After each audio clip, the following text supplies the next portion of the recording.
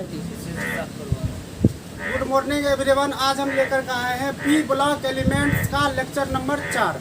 इसके पहले जो है 3 लेक्चर डाल दिया गया है अपलोडेड करके, तो आप लोग वो 3 लेक्चर देख करके इस लेक्चर को जो है देखिए तो बेहतर होगा समझने में।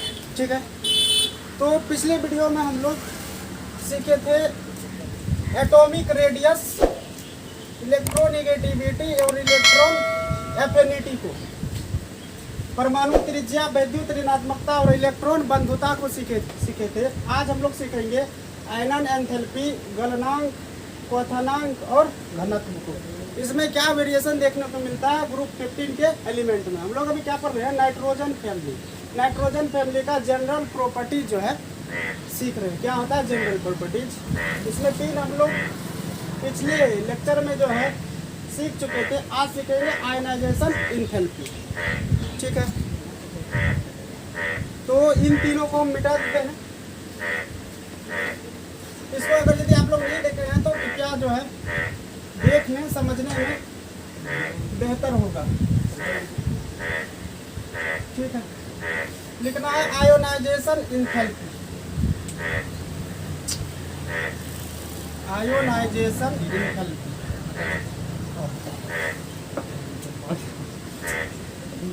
Ionisation enthalpy. ठीक है, हिंदी में बोलते हैं आयनन एंथैल्पी। अब ये आयनन एंथैल्पी होता क्या, पहले इसको समझना पड़ेगा। ठीक है, जैसे कि कोई एटम है, यहाँ पे क्या है प्लस और यहाँ पे क्या है इलेक्ट्रॉन है। परमाणु के नाभिक में प्रोटॉन और अंतिम कोश में क्या है इलेक्ट्रॉन है। इस इलेक्ट्रॉन को जंप कराने के लिए जितनी एनर्जी हमें देनी पड़ेगी, इस एटम को जितनी एनर्जी देनी पड़ेगी उस एनर्जी को क्या कहते हैं आयोनाइजेशन एंथैल्पी। ठीक है, किसी भी विलगित एटम से उसके बाह्यतम कोश के एक इलेक्ट्रॉन को उस सबसेल से जंप कराने के लिए जितनी एनर्जी हमें देनी पड़ती है उस एनर्जी को क्या कहते हैं आयनन एंथैल्पी कहते हैं। ठीक है, अब समझना है कि आयनन एंथैल्पी में क्या वेरिएशन देखने को मिलेगा वर्ग 15 के एलिमेंट्स में। तो सबको पता है कि वर्ग में ऊपर से नीचे की ओर अगर यदि हम बढ़ेंगे तो परमाणविक त्रिज्या में क्या होगी, वृद्धि होगी। ठीक है, जैसे कि नेपाल, पाकिस्तान, ऑस्ट्रेलिया, सबसे अच्छा बिहार। जितना बार ये बोले आप लोग को तो याद हो गया होगा। ठीक है, इसका आकार ये पीरियड 2 में आता है, ये period 3, period 4, period 5 and period 6। ठीक है, तो इसका आकार क्या होता है छोटा, इसका उससे बड़ा, इसका उससे और बड़ा, इसका बड़ा और इसका क्या होता है सबसे बड़ा होता है। ठीक है, ये इलेक्ट्रॉन है, इलेक्ट्रॉन अंतिम कोश में इलेक्ट्रॉन, अंतिम कोश में इलेक्ट्रॉन, अंतिम कोश में क्या है इलेक्ट्रॉन है। ये plus plus plus plus plus, चूंकि प्लस और माइनस के बीच क्या होगा इलेक्ट्रोस्टैटिक्स फोर्स ऑफ अट्रैक्शन होगा। यहाँ पर इलेक्ट्रोस्टैटिक्स फोर्स ऑफ अट्रैक्शन काफी अधिक देखने को मिलेगा। ठीक है, तो हम सभी जानते हैं कि ऊपर से नीचे की ओर बढ़ेंगे तो परमाणविक आकार में क्या होगी, वृद्धि होगी। तो परमाणविक आकार में जब वृद्धि होगा तो ये प्रोटॉन और इलेक्ट्रॉन अर्थात प्लस और माइनस के बीच इलेक्ट्रोस्टैटिक्स फोर्स ऑफ अट्रैक्शन क्या होगा, घटेगा। इलेक्ट्रोस्टैटिक्स फोर्स ऑफ अट्रैक्शन जब घटेगा तो इस इलेक्ट्रॉन को इस अंतिम कोश से जंप कराने में, बाहर करने में हमें आसानी होगी। अर्थात कम एनर्जी पर ही क्या होगा ये जंप हो जाएगा, क्योंकि यहाँ पे फोर्स क्या हुआ घट गया है। तो आयनाइजेशन एनर्जी जो होता है, ionisation energy is the inversely proportional to atomic size. आयनन एंथैल्पी परमाणविक त्रिज्या का क्या होता है, व्युत्परमाणुपाती होता है। इसका अर्थ ये हुआ कि एटॉमिक साइज अगर यदि इंक्रीज करेगा तो आयनाइजेशन एंथैल्पी क्या होगा, डिक्रीज करेगा। ठीक है, एटॉमिक साइज इंक्रीज तो ionisation energy sorry ionisation enthalpy क्या होगा, डिक्रीज करेगा। और दूसरी बात, एटॉमिक साइज अगर यदि डिक्रीज किया तो आयनाइजेशन एंथैल्पी क्या होगा, इंक्रीज होगा। इन दोनों बातों से निष्कर्ष निकालिए कि क्या वेरिएशन देखने को मिलेगा। ऊपर से नीचे की ओर जा रहे हैं तो एटॉमिक साइज क्या हो रहा है, बढ़ रहा है। एटॉमिक साइज बढ़ रहा है, आयनाइजेशन एंथैल्पी क्या होगा, घटेगा। ठीक है। और नीचे से ऊपर की ओर जाएंगे तो क्या होगा, एटॉमिक साइज डिक्रीज करेगा और आयनाइजेशन एनर्जी क्या होगा, डिक्रीज करेगा। ठीक है, किसी को समस्या? तो आयनाइजेशन एंथैल्पी बोले या आयनाइजेशन एनर्जी बोले एक ही बात है। समझ में आ गया सबको? समझ में आया? तो क्या हम लिखेंगे यहाँ पर, वर्ग में ऊपर से नीचे की ओर बढ़ने पर परमाणविक आकार बढ़ता है, जिसके कारण आयनाइजेशन एंथैल्पी घटता है।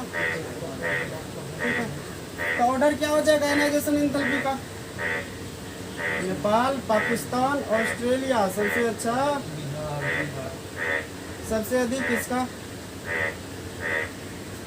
तो बिस्मथ का क्या होगा, सबसे कम आयनाइजेशन, बिस्मथ का आयनाइजेशन एंथैल्पी सबसे कम देखने को मिलेगा। ठीक है, समझ गए सभी? अब दूसरा फैक्टर आता है मेल्टिंग पॉइंट, उसको हम देखते हैं मेल्टिंग पॉइंट में क्या वेरिएशन देखने को मिलेगा।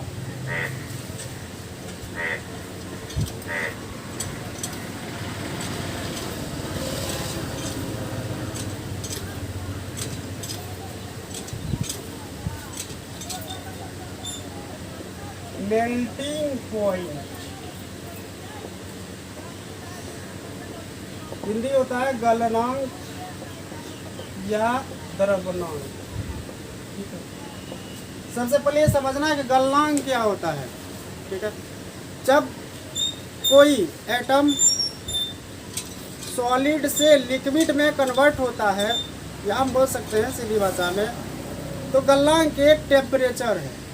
तो जिस ताप पर कोई ठोस द्रव में परिणत होता है उस ताप को गलनांक कहते हैं। ठीक है, ये बात समझे? तो गलनांक जब हम ऊपर से नीचे की ओर बढ़ते हैं, सबको पता है ये क्या है, गैस है, ये सॉलिड, ये क्या है, सॉलिड, ये भी क्या है, सॉलिड, और ये भी क्या है, सॉलिड। ठीक है ना?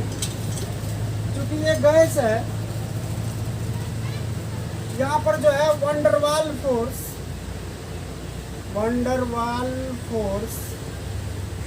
काफी कमजोर है। काफी कमजोर होने के कारण ये खुद गैस है, जय कल्पना, खुद क्या है, गैस है। और ये क्या, सॉलिड, ये क्या, सॉलिड, ये भी क्या, सॉलिड, ये भी क्या है, सॉलिड। तो इसमें जो है पैकिंग एफिशिएंसी, नीचे की ओर जब हम बढ़ेंगे तो पैकिंग एफिशिएंसी क्या होगी, इसकी बढ़ेगी। पैकिंग संकुलन क्षमता, अर्थात इसके मॉलिक्यूल जो है एक दूसरे से काफ़ी क्लोज्ड होगा। काफ़ी क्लोज जब होगा तो उसको गलाना मुश्किल होगा। ठीक है, तो हम बोल सकते हैं कि जब हम वर्ग में ऊपर से नीचे की ओर बढ़ते हैं तो इसके गलनांक में वृद्धि होती है। गलनांक में क्या होगा, क्योंकि ये गैस है, नेचर देखने के बाद ही पता चल जाएगा। ये गैस, ये ठोस, ये ठोस, ये ठोस और ये ठोस। और दूसरी बात, ये हम बताए थे, ये क्या होता है, अधातु, ये भी क्या होता है, अधातु, ये क्या होता है, उपधातु। ठीक है, और ये भी क्या होता है, उपधातु। लेकिन ये नीचे जब हम आते हैं तो इसका लक्षण कैसा हो जाता है, धातु के जैसा। तो इन सबों में किसके मॉलिक्यूल पास पास होता है, सबसे अधिक पास पास धातु का होता है। अर्थात ऊपर से नीचे की ओर जब हम बढ़ते हैं तब मेटेलिक कैरेक्टर भी बढ़ता है। मेटेलिक कैरेक्टर बढ़ता है जिसके कारण इसका गलनांक भी बढ़ता। ठीक, तो लिख लेना सबों को, वर्ग में ऊपर से नीचे जाने पर गलनांक में वृद्धि होती। ठीक है, लेकिन यहाँ पर अपवाद है। अपवाद क्या है कि जब यहाँ से SB AS तक तो बढ़ता है, लेकिन SB से BI तक जाने में फिर जो है घटने लग जाता है। अर्थात जब हम ऊपर से नीचे की ओर बढ़ते हैं तो जनरल ट्रेंड्स इसका होता है कि इसके गलनांक में वृद्धि होती है, लेकिन नाइट्रोजन से आर्सेनिक तक में बढ़ा, फिर SB से BI तक में घटने लग जाता है इसका गलनांक। इसका कारण क्या है? इसका कारण ये है कि यहाँ से जो है लेंथेनाइड कॉन्ट्रैक्शन प्रारंभ हो जाता है। लेंथेनाइड कॉन्ट्रैक्शन के कारण SB का गलनांक जो होता है BI के गलनांक से उच्च होता है। समझ में आया सबको?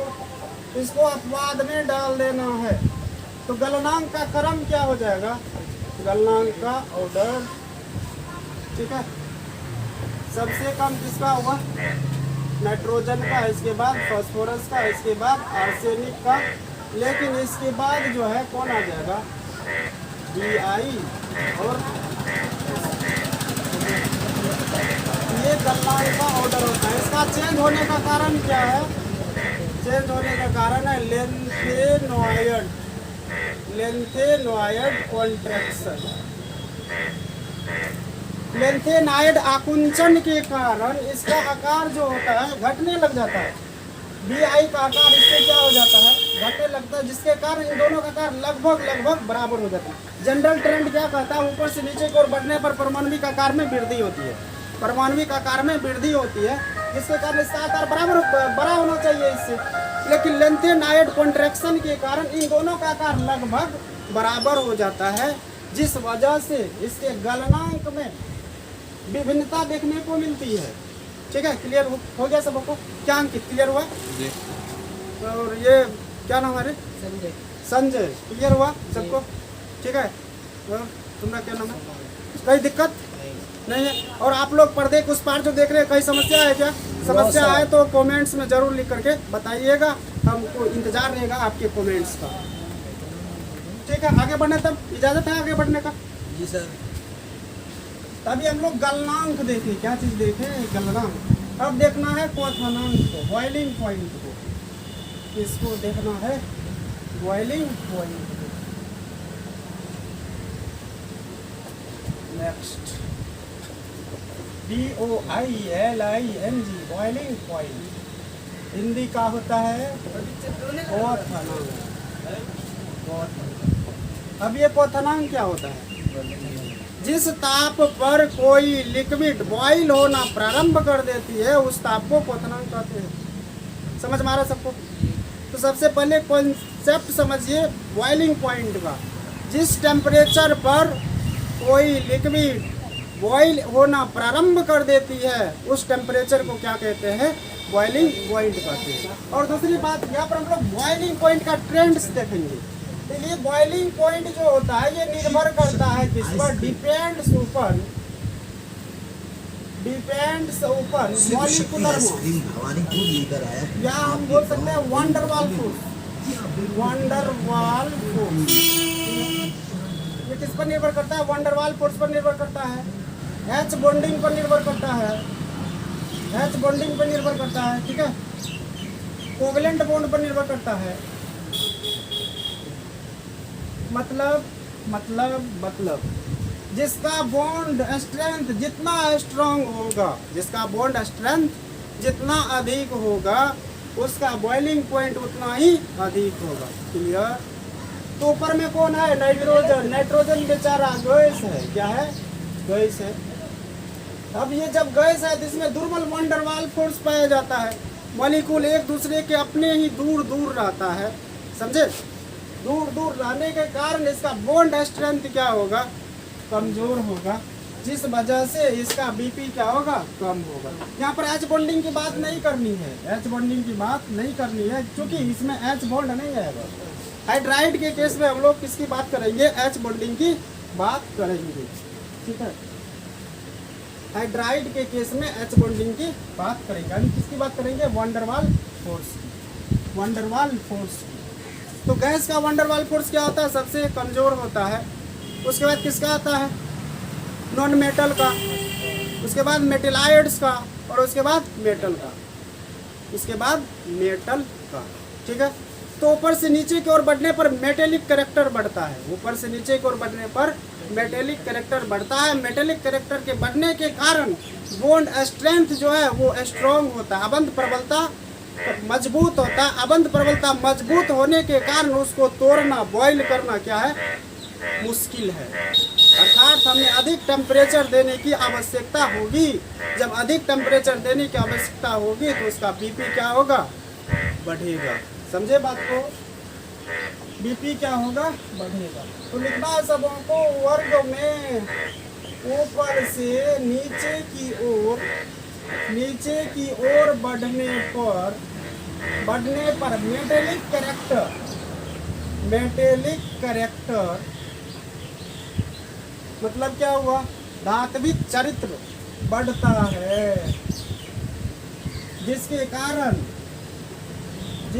कारण बॉन्ड स्ट्रेंथ मतलब क्या हुआ? अबंध प्रबलता बढ़ता है और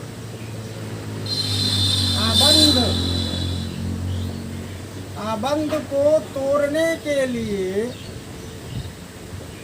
अधिक टेम्परेचर की आवश्यकता होती है, जिसके कारण बीपी क्या होता है? बढ़ता है। बीपी मतलब क्या हुआ? Boiling point.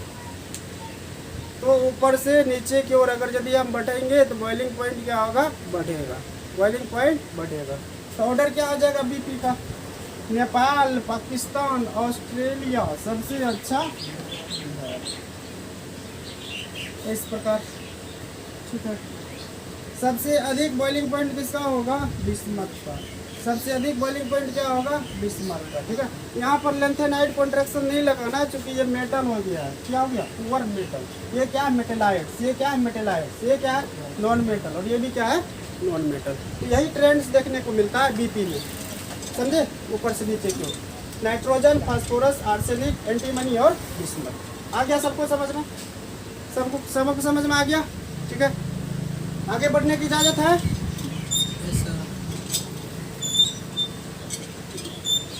अब लिखना है डेंसिटी, घनत्व। डेंसिटी घनत्व, डेंसिटी मतलब क्या हुआ? ये घनत्व का अगर यदि क्वेश्चन पूछे तो इस पर जो है ये निर्भर करता है मास पर। इस पर एटॉमिक मास बोले या कोई मॉलिक्यूल रहेगा तो मॉलिक्यूलर मास बोले, ये इस पर डिपेंड करता है। तो कहने का अर्थ ये है अगर यदि एटॉमिक मास इंक्रीज करेगा तो डेंसिटी भी क्या होगा? इंक्रीज करेगा। अब खुद से दिमाग लगाइए, क्या वेरिएशन देखने को मिलेगा ग्रुप 15 के एलिमेंट में। मैंने यहाँ पर क्या लिखा है? क्योंकि सबको पता है कि घनत्व बराबर क्या होता है? घनत्व बराबर क्या कहते हैं? द्रव्यमान बटे आयतन, मास अपॉन वॉल्यूम। ठीक है, अगर यदि मास हम बढ़ाएंगे, द्रव्यमान को बढ़ाएंगे, क्या होगा? डेंसिटी भी बढ़ेगी। अब खुद से दिमाग लगाइए क्या होगा? खुद से दिमाग लगाइए, 2 सेकंड का समय देते हैं दिमाग लगाने में। क्या होगा अंकित? क्या होगा? ऊपर से नीचे की ओर बढ़ते हैं तो क्या होता है? परमाणु क्रमांक में वृद्धि होती है।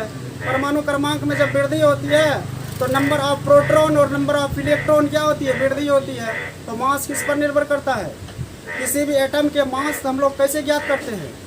Mass number of proton plus number of neutron. समझे? तो ऊपर से नीचे की ओर बढ़ने पर परमाणु क्रमांक में वृद्धि होती है। परमाणु क्रमांक में वृद्धि होने के साथ साथ नंबर ऑफ प्रोटॉन अर्थात प्रोटॉन की संख्या और न्यूट्रॉन की संख्या में क्या होती है, वृद्धि होती है। तो वृद्धि होने से मास क्या होगा, इंक्रीज करेगा। मास जब इंक्रीज करेगा तो डेंसिटी भी क्या होगा, इंक्रीज करेगा। समझ में आया सबको? समझ में आया सबको? फिर से समझाते हैं। नेपाल, पाकिस्तान, ऑस्ट्रेलिया सबसे अच्छा बिहार। ठीक है, इसका परमाणु क्रमांक कितना होता है, 7। इसका कितना होता है, 15, 18, 36। नोबल गैस से बोले हैं कंपेयर करने को। 36 में 3 कम कितना हुआ, 33। 54 में 3 कम कितना हुआ, 51। 86 में 3 कम कितना हुआ, 53। ये परमाणु क्रमांक, इसका अर्थ क्या हुआ, 7 प्रोटॉन है और 7 न्यूट्रॉन है। इसमें क्या है बताइए, 15 प्रोटॉन 15 न्यूट्रॉन। समझ में आ रहा है सबको? इसमें क्या है, 33 प्रोटॉन और 33 न्यूट्रॉन। इसमें क्या है, 51 प्रोटॉन और 51 न्यूट्रॉन। तो इतना इलेक्ट्रॉन भी होता है, लेकिन इलेक्ट्रॉन जो है, इलेक्ट्रॉन द्रव्यमान में भाग नहीं लेता। किसी परमाणु का द्रव्यमान क्या होता है, प्रोटॉन की संख्या और न्यूट्रॉन की संख्या।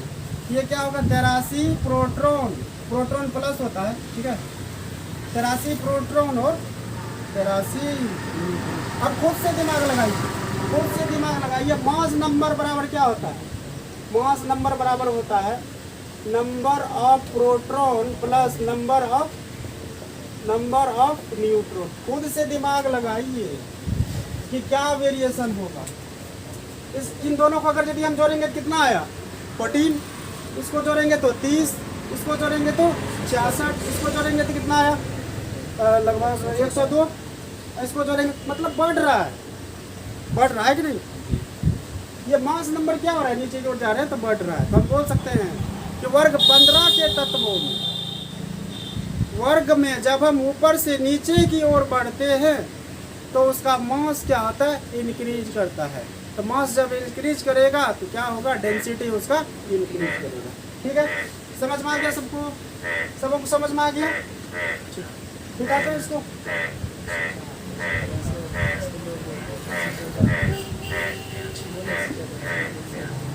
तो वर्ग में ऊपर से नीचे की ओर बढ़ने पर घनत्व बढ़ता है, घनत्व बढ़ता है। कारण क्या है, कारण क्या है इसका, कारण में क्या आएगा, द्रव्यमान, मास। ठीक है, द्रव्यमान अगर यदि इंक्रीज करेगा तो डेंसिटी भी क्या होगा, इंक्रीज करेगा। ठीक है, समझ गए सभी? तो आज यहीं तक। पुनः हम जो है लेक्चर नंबर 5 लेकर के आएंगे। उसमें आप लोगों को इलेक्ट्रॉनिक विन्यास सिखाया जाएगा सब सेल के आधार पर और ऑर्बिटल के आधार पर, जिसमें इलेक्ट्रॉनिक कॉन्फ़िगरेशन सीखने के बाद आप जो है बता पाइएगा। जैसे बोर्ड एग्जाम में डायरेक्ट क्वेश्चन पूछता है कि NCl3 ज्ञात है जबकि NCl5 नहीं। इस तरह के प्रश्न को आप जो है बिना रटे आप जवाब दे पाइएगा। इसलिए आप लोग हमारे साथ बने रहें, इससे हमें भी हिम्मत मिलती है। और अगर यदि आप लोग सब्सक्राइब नहीं किए तो प्लीज़ सब्सक्राइब कर लीजिएगा और जो है लाइक का बटन ज़रूर दबाइएगा।